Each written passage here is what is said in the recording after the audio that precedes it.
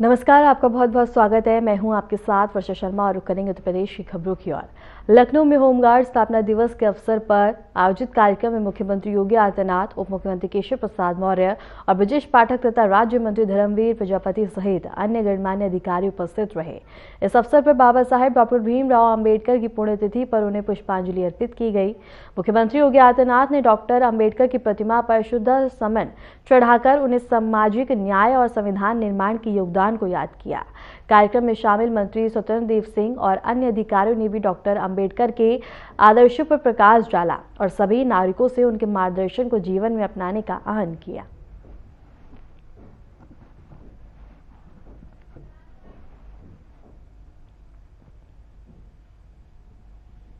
संगठन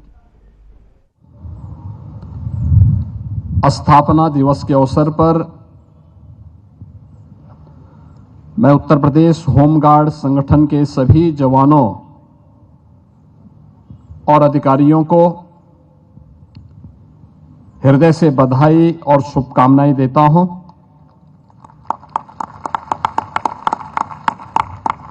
होमगार्ड स्थापना दिवस केवल एक आयोजन नहीं,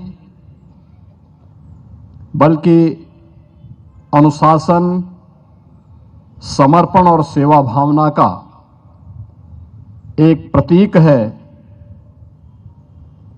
आज यहां होमगार्ड संगठन के ऊर्जावान जवानों द्वारा अत्यंत उच्च कोटि की रैतिक परेड का प्रदर्शन किया गया है। यह होमगार्ड विभाग की अद्भुत कार्य क्षमता, उच्च कोटि के अनुशासन और अनवरत परिश्रम को दर्शाता है। इसके लिए मैं आप सब को हृदय से बधाई देता हूं और इसकी प्रशंसा करता हूं। आज के इस समारोह में उपस्थित उत्तर प्रदेश सरकार के मंत्रिमंडल के मेरे वरिष्ठ सहयोगी, जल शक्ति मंत्री श्री स्वतंत्र देव सिंह जी, विभाग के मंत्री श्री धर्मवीर प्रजापति जी, प्रमुख सचिव होमगार्ड श्री राजेश कुमार सिंह जी, महानिदेशक होमगार्ड श्री M.K. वसाल जी, उत्तर प्रदेश पुलिस और प्रशासन के हमारे सभी वरिष्ठ अधिकारीगण, होमगार्ड संगठन से जुड़े हुए सभी जवानों के परिवार के सदस्यगण, अन्य सम्मानित अतिथिगण और आज के इस कार्यक्रम में, इस भव्य रैतिक परेड में सम्मिलित होमगार्ड्स के सभी जवान, जिनकी वेशभूषा, सेरेमोनियल ड्रेस, परेड ग्राउंड और परिसर की जो साज सज्जा है, हरियाली है, अत्यंत आकर्षक, सम्मोहित करने वाली और सचमुच किसी भी यूनिफॉर्मधारी फोर्स के लिए वह एक प्रशंसनीय और प्रेरणादायी क्षण होना चाहिए। मैं इसके लिए आप सबको हृदय से बधाई देता हूं। आज भारत के संविधान के शिल्पी बाबा साहब डॉक्टर भीमराव अंबेडकर जी की भी पावन महापरिनिर्वाण दिवस है। यह दिन एक प्रेरणा दिवस है। बाबा साहब भीमराव अंबेडकर ने प्रत्येक भारतीय को एक ही प्रेरणा दी। वे कहते हैं कि हमारी पहचान मेरे परिवार, मेरी जाति, मेरे क्षेत्र, मेरी भाषा से नहीं, बल्कि हर भारतीय के मन में एक ही भाव आना चाहिए कि हम सभी जन्म से लेकर के अपनी अंतिम यात्रा तक हमारी पहचान केवल एक भारतीय के रूप में होनी चाहिए। और उस भारतीयता की पहचान के लिए, जिसके लिए प्रधानमंत्री मोदी जी ने आजादी के अमृत महोत्सव वर्ष में हर भारतवासी से कहा था कि यूनिफॉर्म धारी फोर्स के प्रति सम्मान का भाव हम सबके मन में होना चाहिए। और वह तभी होगा जब इस प्रकार का प्रदर्शन और इस प्रकार का परिसर हम सब बनाने के लिए प्रतिबद्ध होते हुए दिखाई देंगे, तो हर भारतीय के मन में उस श्रद्धा और सम्मान का भाव भी झलकता हुआ दिखाई देगा। 6 दिसंबर 1963 को उत्तर प्रदेश होमगार्ड की स्थापना हुई थी और तभी से यह संगठन अटूट सुरक्षा कवच की तरह उत्तर प्रदेश पुलिस बल का एक संबल बना हुआ है। और मुझे ये जानकर के बहुत प्रसन्नता की अनुभूति हुई कि महामहिम राष्ट्रपति के पदक से उत्तर प्रदेश होमगार्ड विभाग के 2024 में विशिष्ट सेवा के लिए 3, सराहनीय सेवाओं के लिए 11 और 2025 में सराहनीय सेवाओं के लिए 3 और भारत सरकार के 38 कमेंडेशन डिस्क से भी उत्तर प्रदेश होमगार्ड के जवानों को अलंकृत किया गया है। हम लोग अक्सर देखते थे कि होमगार्ड के लोग जवानों को उपेक्षित कर दिया जाता था, लेकिन अब राष्ट्रपति का सम्मान भी उन्हें प्राप्त हो रहा है। गृह मंत्रालय का भी पुरस्कार उन्हें सम्मानित कर रहा है। और मैं ऐसे सभी अधिकारियों और कर्मचारियों को जिन्हें आज यहां पर यह सम्मान प्रदान किया गया है, उन्हें हृदय से बधाई देता हूं। होमगार्ड संगठन अब केवल पुलिस के सहायक के रूप में ही नहीं है। अब तो आप देखते होंगे कि पुलिस के साथ कानून व्यवस्था और शांति का माहौल बनाए रखने में तो उनका योगदान मिलता ही है। यातायात के संचालन में, डायल 112 में इनका सराहनीय योगदान, चुनाव ड्यूटी के दौरान न केवल प्रदेश में बल्कि देश के अंदर भी विभिन्न राज्यों में इनकी डिमांड होती है।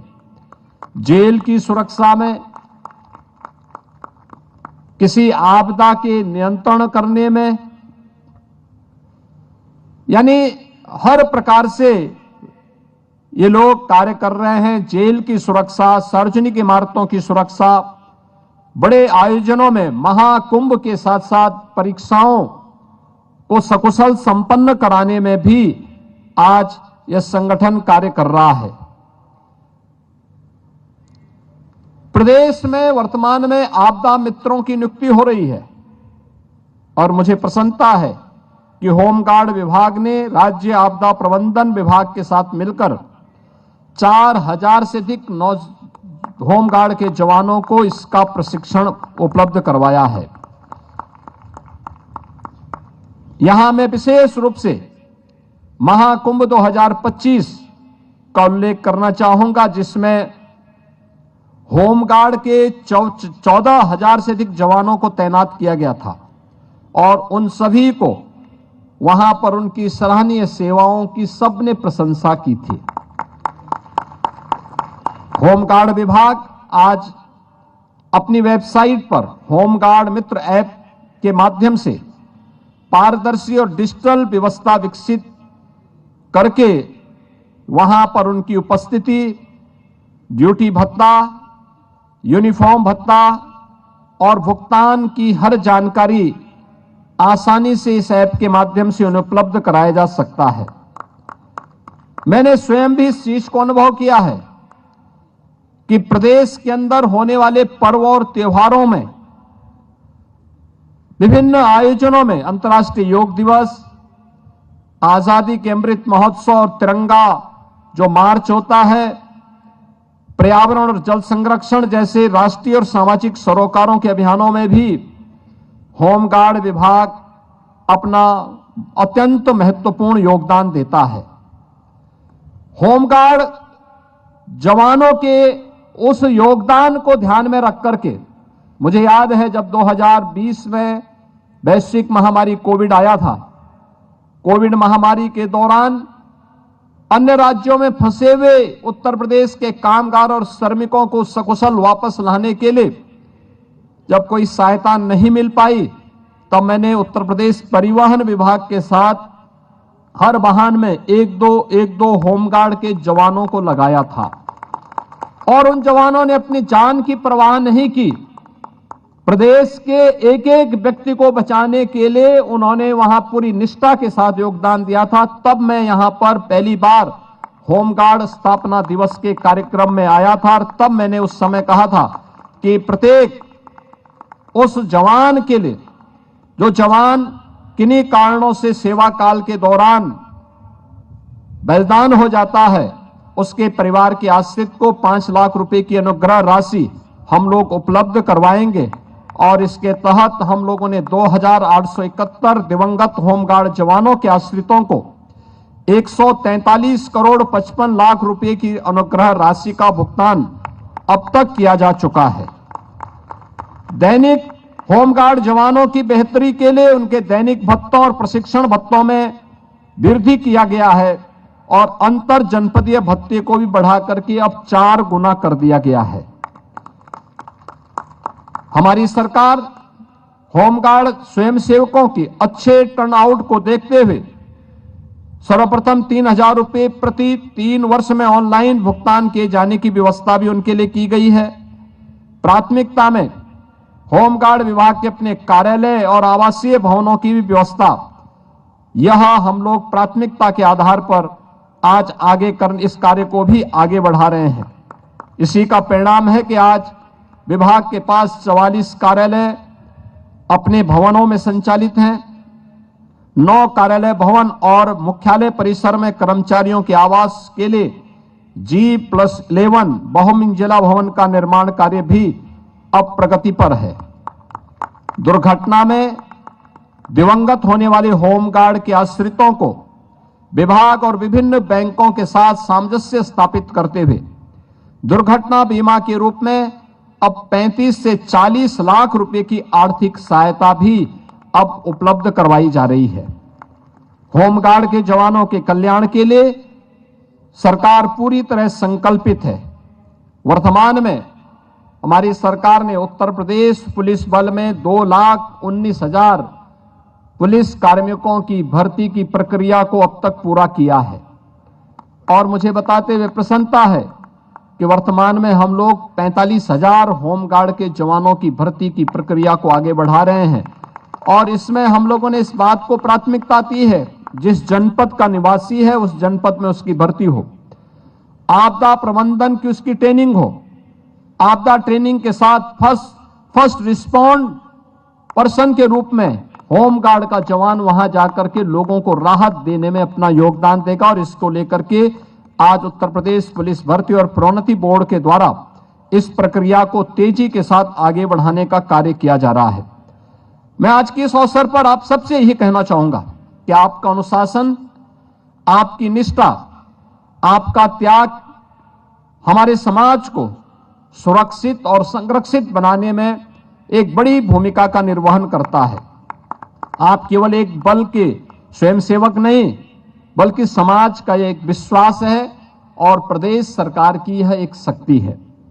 आज के इस अवसर पर मैं आप सबसे यही कहूंगा कि सेवा ही सम्मान है, अनुशासन ही आपकी पहचान है, राष्ट्रहित ही हमारे लिए सर्वोच्च प्राथमिकता होनी चाहिए। यही भावना प्रत्येक होमगार्ड जवान की अंदर उनकी सेवा को महान बनाएगी। आज के इस अवसर पर होमगार्ड के इन जवानों के लिए हम लोगों ने एक व्यवस्था और की है। हर थाने में होमगार्ड के जवानों के लिए भी एक रूम आरक्षित होना चाहिए जिससे वह रह सके, अपनी यूनिफॉर्म को, अपने आवश्यक कागजात को वहां पे सुरक्षित रख सके। और मैं विभाग से इस बारे में कहूंगा कि होमगार्ड के जवान को आयुष्मान भारत की तर्ज पर कैशलेस स्वास्थ्य की सुविधा उपलब्ध हो, इसके लिए एक प्रस्ताव बना करके भेजें। सरकार इसके बारे में कार्य करेगी और इसको आगे बढ़ाएगी। आज के इस अवसर पर एक बार फिर से मैं आपके 63वें स्थापना दिवस के अवसर पर आप सबको हृदय से बधाई देता हूं। आपकी शानदार रैतिक परेड के लिए आपकी प्रशंसा करते हुए आपके प्रति अपनी शुभकामनाएं देता हूं। धन्यवाद। जय हिंद। डॉक्टर भीमराव अंबेडकर की पुण्यतिथि पर अधिवक्ताओं ने उन्हें श्रद्धांजलि अर्पित की। अंबेडकर चौराहे पर पहुंचे अधिवक्ताओं ने फूल चढ़ाकर उनके योगदान और समाज में समानता के लिए किए गए प्रयासों को याद किया। इस अवसर पर उन्हें सम्मानित करते हुए उनके आदर्शों को जीवन में अपनाने का संदेश भी दिया गया और अधिवक्ताओं ने अंबेडकर को बता दी कि श्रद्धांजलि दी है। डॉक्टर भीमराव अंबेडकर को श्रद्धांजलि अर्पित की गई। अंबेडकर चौराहे पर श्रद्धांजलि कार्यक्रम का आयोजन किया गया जहां उनके योगदान को याद किया गया। अधिवक्ताओं ने उनको फूल अर्पित किए हैं और इसके साथ ही डॉक्टर भीमराव अंबेडकर के आदर्शों को अपनाने का आह्वान किया गया।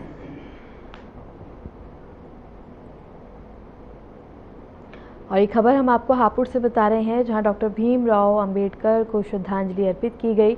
डॉक्टर भीमराव अंबेडकर की पुण्यतिथि पर अधिवक्ताओं ने उन्हें श्रद्धांजलि अर्पित की। अंबेडकर चौराहे पर पहुंचे अधिवक्ताओं ने फूल चढ़ाकर उनके योगदान और समाज के लिए किए गए प्रयासों को याद किया। इस अवसर पर उन्हें सम्मानित करते हुए उनके आदर्शों को जीवन में अपनाने का संदेश भी दिया।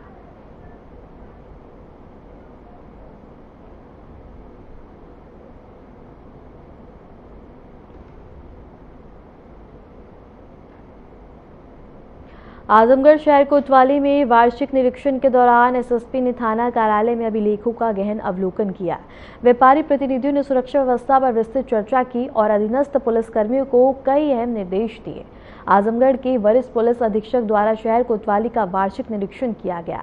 निरीक्षण के दौरान अभिलेखों की अवैधिक ना पाए जाने पर तुरंत इन्हें पूर्ण करने के निर्देश दिए। उन्होंने हिस्ट्री शीटर अपराधियों की लगातार निगरानी करने और उनकी गतिविधियों पर कड़ी नजर रखने के लिए भी कहा। थाना परिसर की साफ सफाई को संतोषजनक मिली, लेकिन उन्होंने थाना अध्यक्ष को यह सुनिश्चित करने के निर्देश दिए कि अधीनस्थों की सभी समस्याओं का समय पर निस्तारण किया जाए। कोतवाली मेस में भोजन तैयार करने वाले अनुचर को स्वच्छता का विशेष ध्यान रखने और मेन्यू के अनुरूप समय से भोजन तैयार करने के निर्देश दिए गए।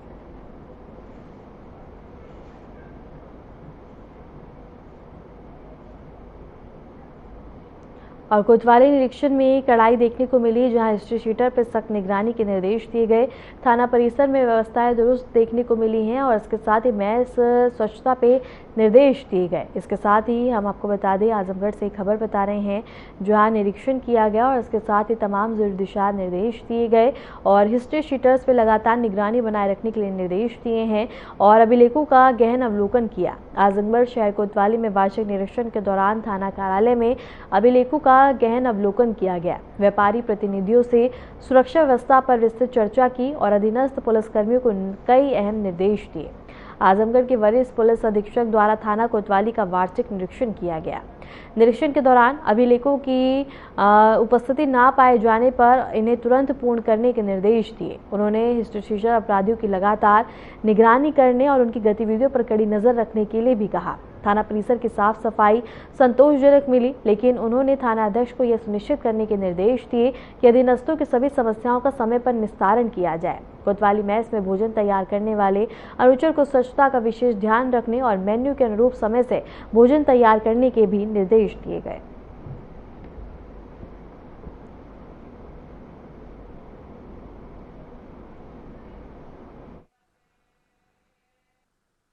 कोतवाली में मेरे द्वारा वार्षिक निरीक्षण किया जा रहा है।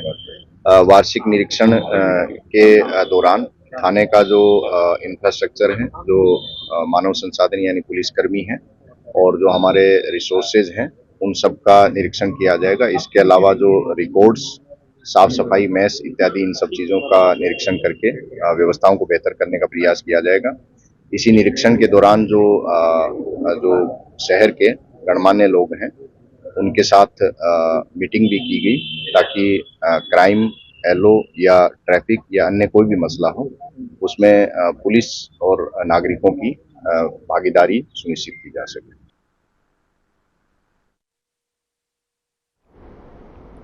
आजमगढ़ पुलिस ने मुंबई से खोए हुए 80 एंड्रॉयड मोबाइल फ़ोन बरामद किए हैं जिनकी कीमत लगभग 16 लाख रुपए है। सीआईआई टीम ने तकनीकी दक्षता का परिचय देते हुए इन फ़ोनों को मुंबई पुलिस को सौंप दिया है। मोबाइल फोन की लोकेशन आजमगढ़, मऊ और बलिया में पाई गई थी। मुंबई पुलिस की 4 सदस्यीय टीम ने आजमगढ़ पुलिस के सहयोग से इस कार्य में सफलता हासिल की है।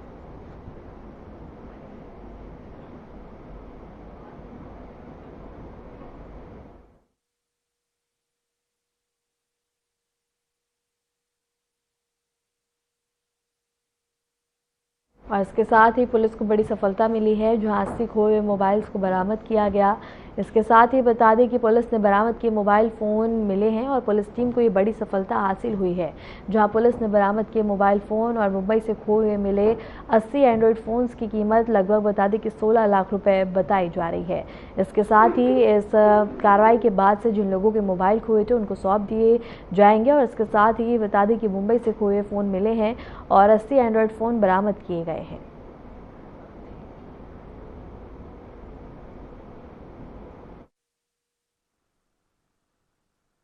देखिए, मुंबई में जितने भी फोन लॉस्ट हुए थे उनकी रिपोर्ट मुंबई के लोगों द्वारा CIR पोर्टल पे कराई गई थी। उसमें कई सारे मुंबई पुलिस ने जब ट्रेस किए तो कई सारे फोन उनके आजमगढ़, मऊ और बलिया इस जोन में ट्रेस हुए।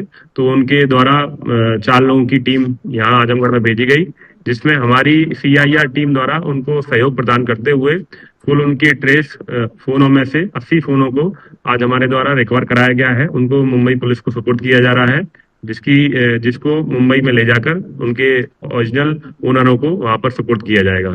लगभग इनका मूल्य लगभग 15 से 16 लाख रुपए है और इसी तरह अगर आगे किसी तरह का सहयोग मुंबई पुलिस द्वारा अपेक्षित होगा तो जरूर से किया जाए।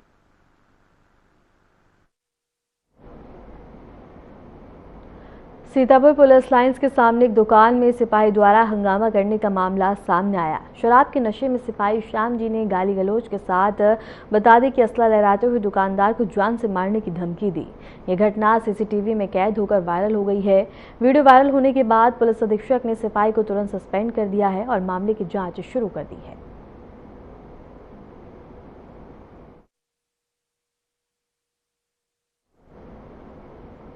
हरदौई जिले में एक डिस्पोजल प्लेट निर्माण इकाई में आग लग गई। घटना की जानकारी मिलते ही फायर ब्रिगेड की टीम मौके पर पहुंची और आग पे काबू पाने के प्रयास में जुट गई। फिलहाल आग की वजह से नुकसान का सही आंकड़ा सामने नहीं आया। अधिकारी घटनास्थल पर स्थिति का जायजा ले रहे हैं और बचाव कार्य जारी है।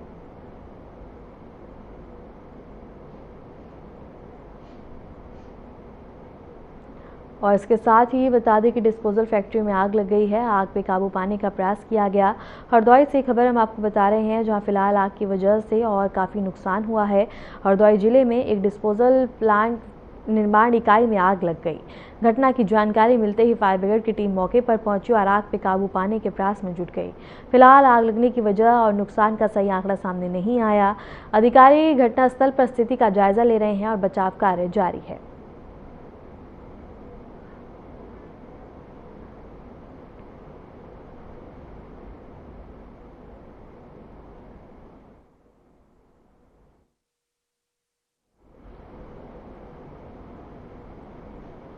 बाबरी मस्जिद विध्वंस की वर्षी पर संभल शहर में सुरक्षा व्यवस्था कड़ी कर दी गई है। शहर में हाई अलर्ट घोषित किया गया और पुलिस प्रशासन पूरी सतर्कता के साथ स्थिति पर नजर बनाए हुए है। संवेदनशील इलाके जैसे मुख्य बाजार, भीड़भाड़ वाले क्षेत्र और जामा मस्जिद के आसपास अतिरिक्त पुलिस बल की तैनाती की गई। पुलिस टीम लगातार गश्त कर रही है ताकि किसी भी तरह की अप्रिय घटना या अफवाह को फैलाने से रोका जा सके। जिला प्रशासन ने एक विशेष कंट्रोल रूम स्थापित किया है, जहां से शहर भर में लगे CCTV कैमरों की लगातार मॉनिटरिंग की जा रही है। अधिकारी स्वयं निगरानी में लगे हुए हैं ताकि किसी भी संदिग्ध गतिविधि पर तुरंत कार्रवाई हो सके।